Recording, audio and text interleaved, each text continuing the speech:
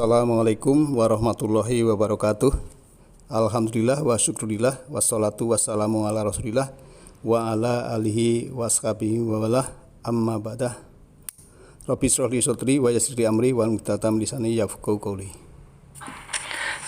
Nah, pada malam hari ini kita lanjutkan kajian kita Surah Al-Baqarah ya, menginjak ke ayat 168. A'udzubillahi minasyaitonirrajim. Bismillahirrahmanirrahim.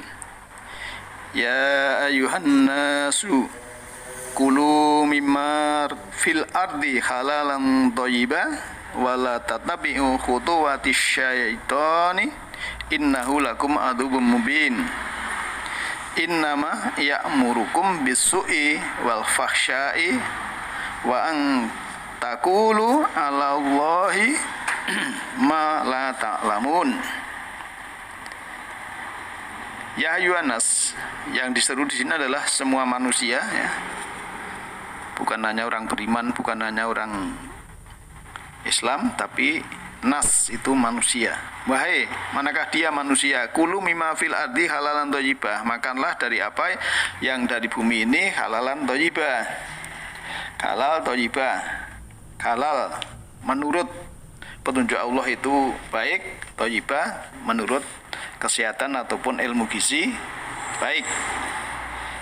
Misalnya orang yang sudah punya hipertensi ya harus mengurangi garam-garam. Itu kalau garam berarti ikan asin ya tidak baik bagi dia. Gurih-gurih ya, yang gorengan, nah itu tidak baik atau tidak thayyib walaupun halal. Wala tatabi'u khutuwati syaiton, dan janganlah kalian mengikuti langkah-langkah syaiton ya. Syaiton kalau kita melihat dalam surat Al-An'am ayat 112 bahwa syaitan itu terdiri dari jin dan manusia. Jadi ada manusia jin, ada manusia setan, ada jin setan, dan begitu. Juga di dalam surat Al-Baqarah kemarin ayat 14 itu kan setan dari manusia. Sebab apa? Innahu sungguhnya ya, hunya kembali, dobirnya ini kembali pada syaitan, lakum bagi kamu aduwwum mubin, musuh yang nyata, jadi musuh yang konkret ya. Kemudian ayat 169-nya innama ya, hanya saja sungguhnya ya'murukum, setan itu ya menyuruh kamu sekalian bisu'i dengan kejahatan, wal fahsya'i dan dengan perbuatan yang fahsya, bang takulu 'alallahi ma la ta'lamun, dan supaya kalian mengatakan atas Allah apa-apa yang kamu tidak ketahui. Nah, ini ciri setan memang menyuruh kepada yang buruk dan mengatakan sesuatu yang tidak diketahui atau tidak faham. Nah, ikhwatin yang berbahagia, kalau kita memakan makanan yang halalan thayyibah atau sebaliknya, itu memang makanan itu berpengaruh kepada sel-sel tubuh kita ya. Jadi kalau kita bisa memakan makanan yang halalan thayyibah, itu kan punya insting, feeling, intuisi menjadi tinggi. Karena kalau kebalikannya, makanan yang tidak halalan thayyibah ya akan menjadi idiot. Idiot dalam arti spiritual. Ya, perbuatannya akan perbuatan yang negatif.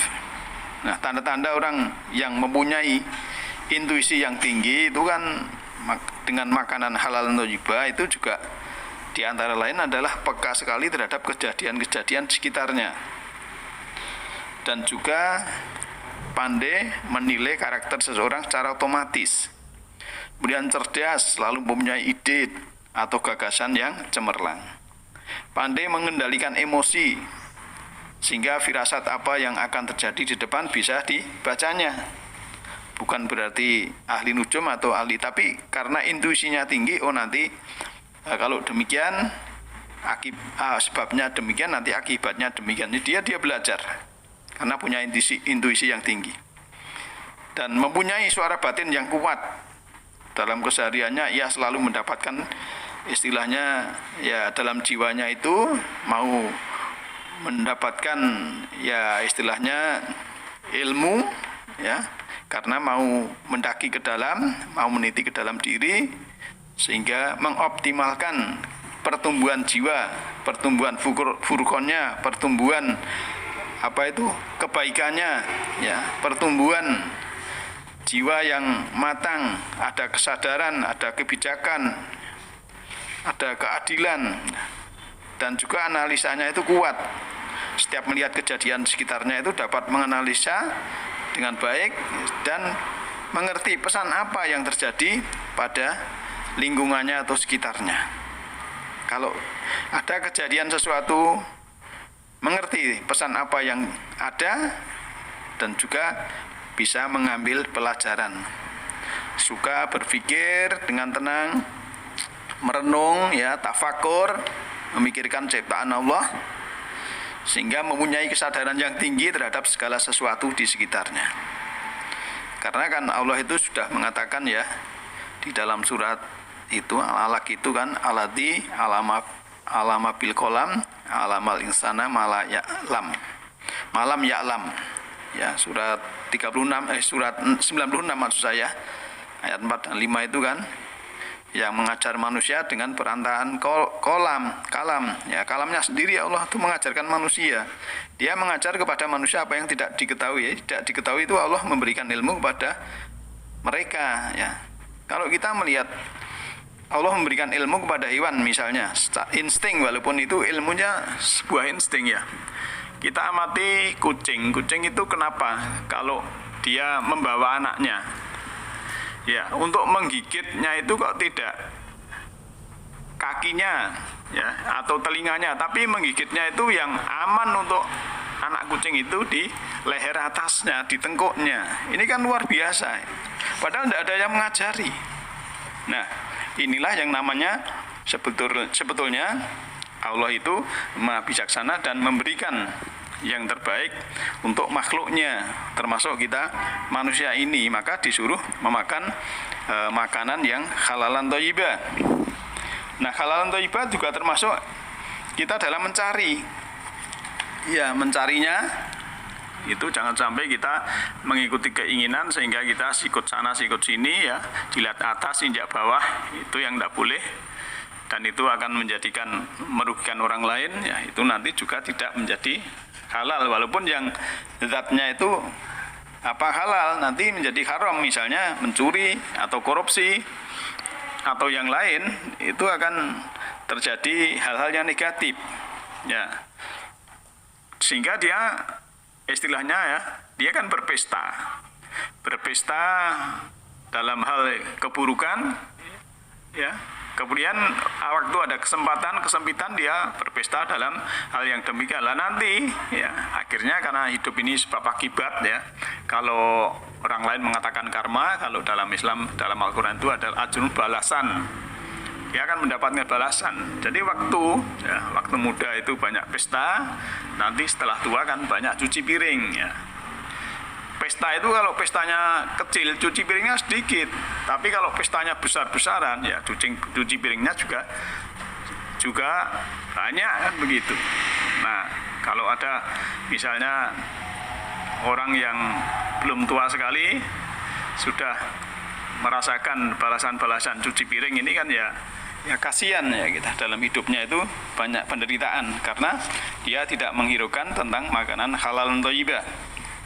Nah, Ewaidin yang berbahagia, untuk kita ya yang selalu berhati-hati dalam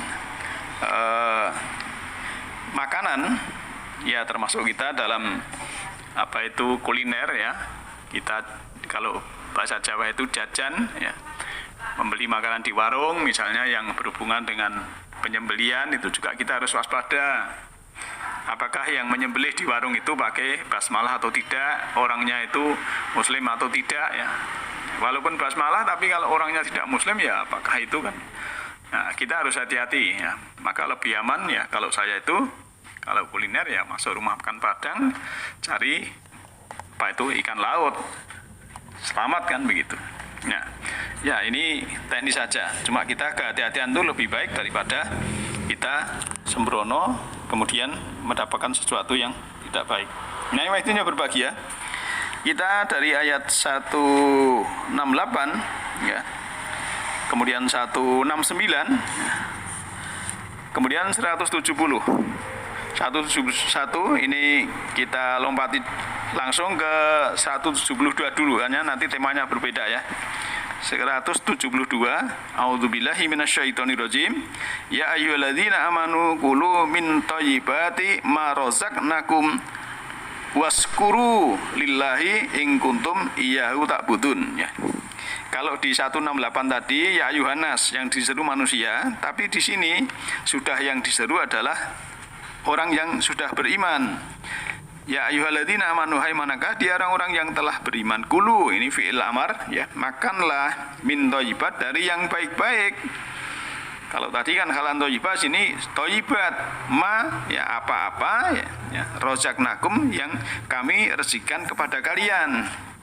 Nah, setelah makan yang baik, waskuru ini juga fi'il amr, maka kamu bersyukurlah lillahi kepada Allah in kuntum ya, jika kalian semua itu iyyahu ta'budun, kepadanya kamu mengabdi ya.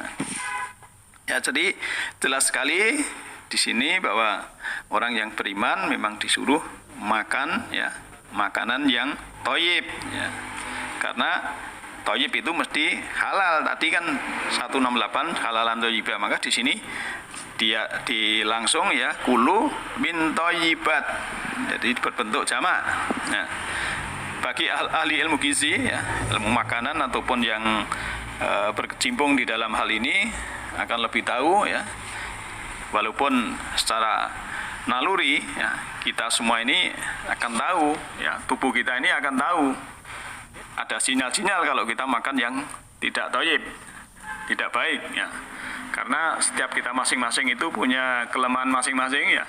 Mungkin ada yang kalau makan pedas kecut itu sakit perut ya, itu harus dihindari ya, dan lain sebagainya. Dan kita imbangi ya, kalau saya memberikan status kadang itu dalam hal penyakit itu di samping kita berobat dengan fisik ya, fisik dalam arti ya kita minum jamu, minum obat ya, kita harus metafisik. Metafisiknya apa? Ya, secara spiritual ya kita infak, sedekah untuk kebaikan. Kemudian yang kedua ya, kita dengan sabar ya, dengan sabar menerima apa adanya penyakit yang kita derita itu. Ya, kalau kita sudah menerima apa adanya penyakit yang ada, kemudian kita apa yang kita ketahui kita makan ataupun jamu ataupun obat yang sesuai dengan kebutuhan kita. Nah, ini pentingnya juga tentang ilmu kesehatan, ilmu herbal ya, ilmu tentang gizi dan lain sebagainya. Jadi Al-Quran itu karena tingkatan ilmu yang sangat tinggi ya, maka kita harus paham juga, karena sekarang kan yang namanya herbal itu juga ada yang difermentasi, ada yang ekstrak ya, itu bagus yang mana nanti kita akan tahu.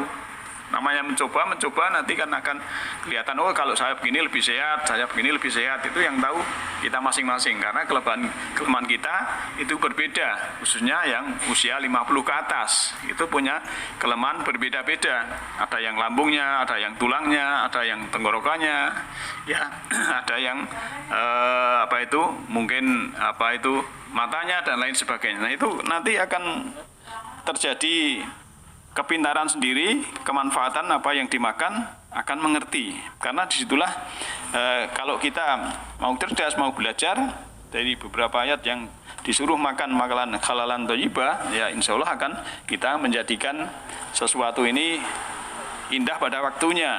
Ya, walaupun kita sudah tua misalnya, tua fisik, tapi jiwa harus kita kuatkan. Cara naluri, kalau jiwanya kuat ya otomatis ya termasuk kepada jasmaninya itu ada pengaruhnya. Tapi kalau jiwanya lemah, jiwanya kotor, jiwanya menderita, jiwanya merana, nanti akan dampak juga kepada jasmaninya. Nah, khususnya juga yang kepada yang muda-muda, itu juga harus sedapat mungkin ya makanan halal thayyibah ini diusahakan, jangan banyak pesta nanti kalau tua tidak cuci piring ya, karena yang muda ini kan sebagai penegak bangsa, ada istilah tegak rumah karena sendi, hilang sendi runtuhlah tangga, tegak bangsa karena budi, hilang budi hancurlah bangsa. Nah ini untuk generasi muda harus kita berikan motivasi secara itu ya, karena kita tahu bahwa Allah menunjuki cahayanya berupa alam semesta rohani siapa yang Dia kehendaki. Nah, hadirin yang berbahagia, semoga Allah Ta'ala membimbing kita di garis hukumnya dan melindungi kita semua dari kegelapan jiwa, selalu mendapatkan cahaya darinya. Semua makhluk hidup, baik yang kelihatan maupun yang tidak kelihatan, di setiap ruang dan waktu, di semua tingkatan, semoga senantiasa hidup berbahagia. Demikian pada malam hari ini yang berhubungan dengan surah Al-Baqarah ayat 168, 169, dan 172. Semoga ada manfaatnya. Nasrun minallahi wa fakum qarib. Alhamdulillah.